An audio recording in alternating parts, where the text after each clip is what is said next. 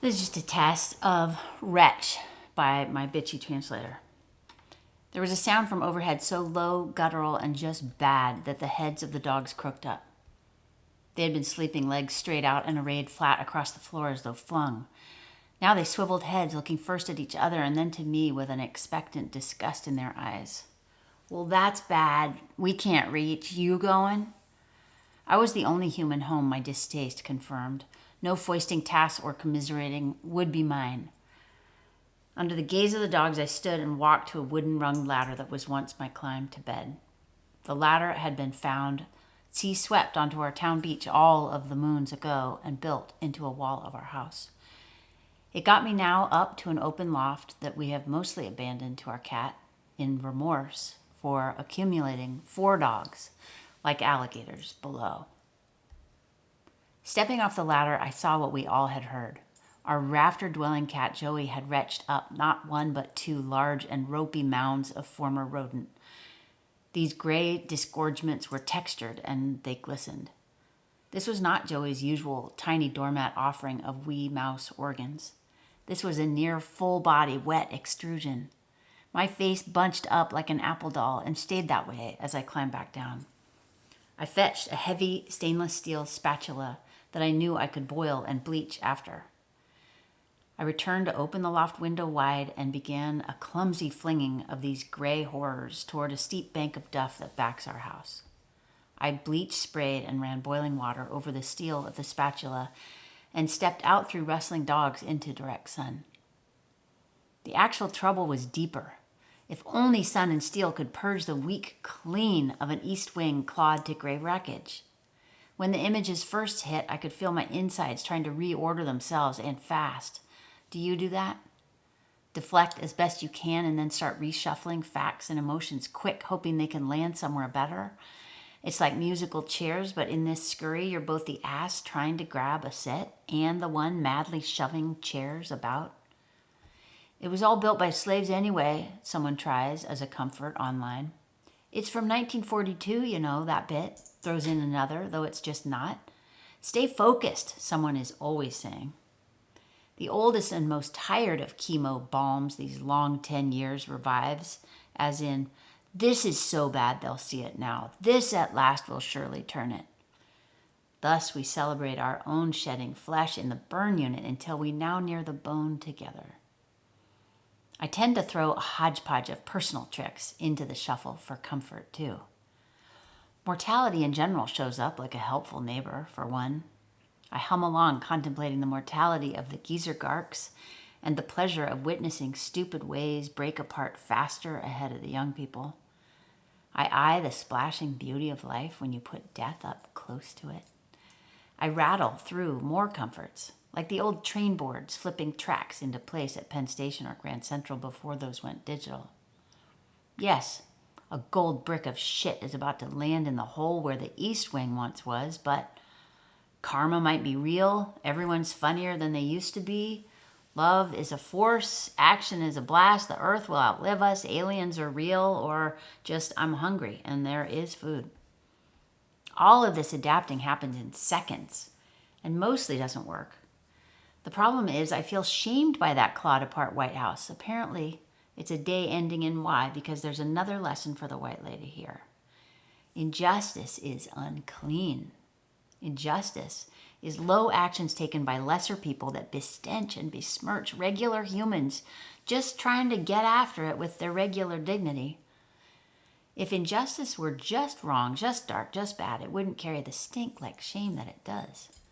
I feel like I'm walking down a road with a torn skirt and blood down my leg.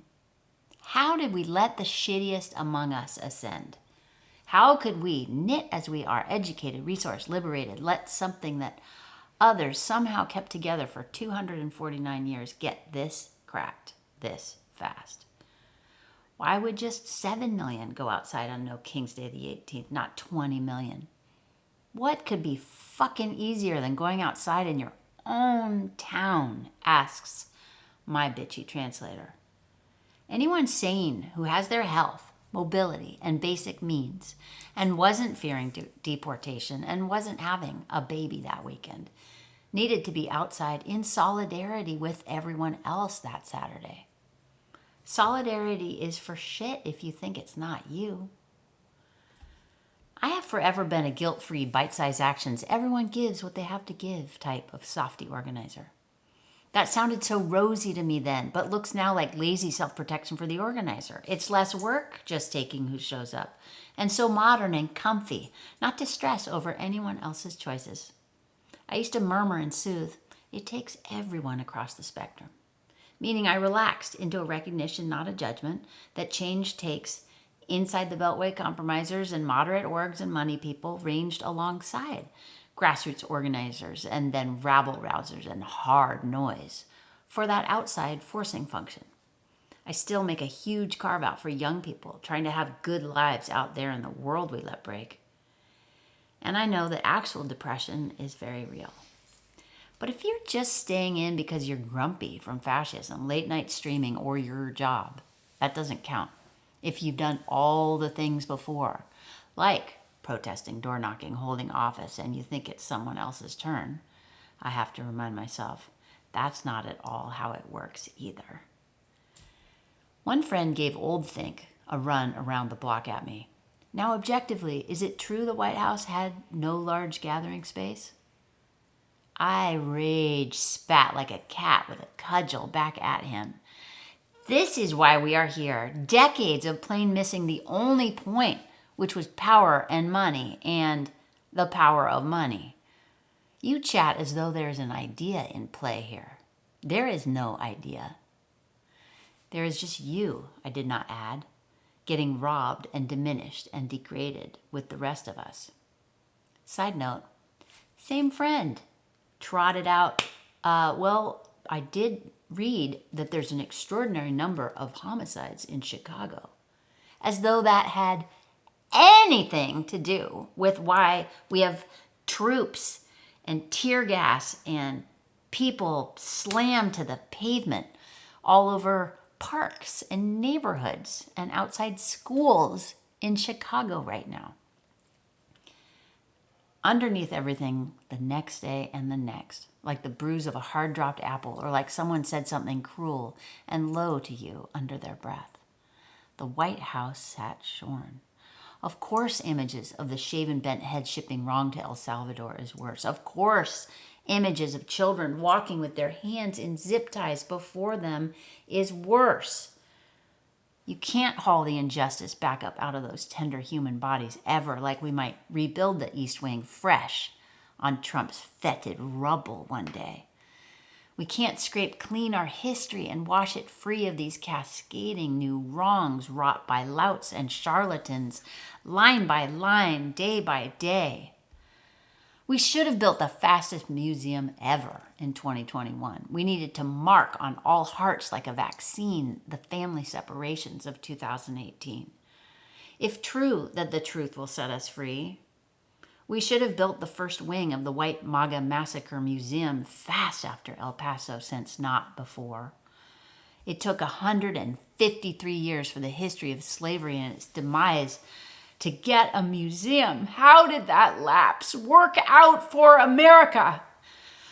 We have insufficient gut depths for memory. We are so busy fending off the quick pain of today's facts that no reef of wisdom has time to accrete. Truth that's seeking purchase like pylons moves through soft ground that's fleeing. We lay surprised in road puddles of passing news while the world beneath tips. Now above the next day, the sky still broke blue from coastal fog as my dad and I drove up the seam of the Olima Valley on a banking chore. Often enough, if you're sitting in chill fog at home and wonder, you can drive a mile northward into the lee of the Inverness Ridge and find you've outrun the fog into bright sun. I had to look up Inverness Ridge just now, the way people grown places don't know street names because they just gesture. The lookup described the Olima Valley as a gorge formed by the San Andreas Fault. This is a lot of description for just a trip to the bank, but it's the everywhere flirtation of a gorgeous world and good people, not louts, that keeps us in this mad stir. One drive, you're scream pounding the wheel alone about the White House or whatever, like you'll pop a gizzard. The next, you're in company, marking a crisscross of pelicans, then crows, then geese and songbirds in formations across the sky. Can I make you some coffee? Is the part that about melted us, where we sat side by side at the young banker's desk at the end of that drive. He had earrings, long fuzzy black braids, and the sweet first confidence of an early job. This was all ridiculous, just the rolling over of a tiny CD in the high seas of the 2025 American economy at the kind of bank that, like the house, always wins. But when young Braids mentioned that now, this little ritual of ours could finally be done by phone, we pretended we didn't hear him. It would be like letting one of the last doors back to another time shut. Thank you.